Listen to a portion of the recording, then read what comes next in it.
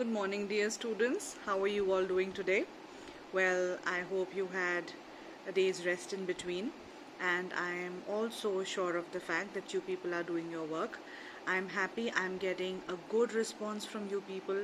You people are showing me your work, which is a very nice thing. But still, it's not in the complete numbers as I am expecting. So you are all requested to please complete your work and keep showing it to me personally on my WhatsApp number. I'm also happy that I'm getting a lot of calls from students and they're clearing their queries with me on the calls and even on WhatsApp. So whichever way suits you, whichever way you feel you're comfortable in working it out, you're most welcome to do it. So what do we begin now? So we begin with the same chapter that we started, and that was last lesson, and we had just started with the initial part of the chapter. So just a quick review I would like to do that what we studied in the previous class. So I told you that the historical setting of the chapter is such that it was the Franco-Prussian War. That was the war between Germany and France had defeated Germany.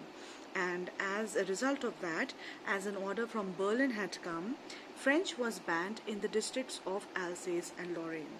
So what we studied was in the previous session was that this boy who is already late to school, and we came to know that his name is Franz, F-R-A-N-Z, okay? So he's late to school and there were many distractions in between, and he also wanted to not go to school, and that's because he had not prepared himself on the lessons of participles. And what is the importance of this lesson of participles is that M. Hamel, his French teacher, was supposed to take a test apparently on this particular topic. So one, he is very late to school, and secondly, he has not prepared himself on participles. So he's in a rush. He's tempted not to go to school, but during his way, when he comes to the town hall, he sees a lot of crowd gathered around the notice board, and he wonders apparently as to what news is now awaited, because all the bad news had come from that bulletin board. He goes further. So there's this blacksmith over there and his apprentice, and he tries to slow him down, but he doesn't listen and he reaches school.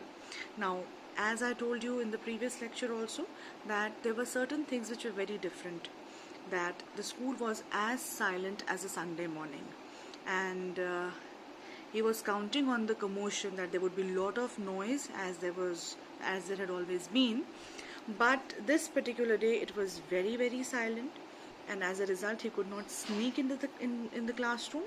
So therefore he stands there, he looks inside, everybody is seated and they're ready, and M. Hamel was walking up and down in the class with his terrible ruler under his arm.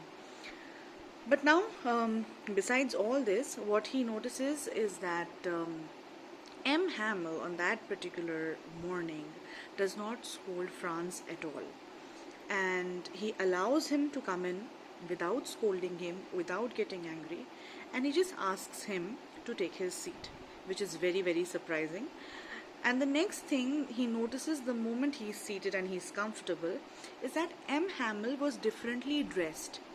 So he is wearing his beautiful green coat, his frill shirt, his embroidered silk cap.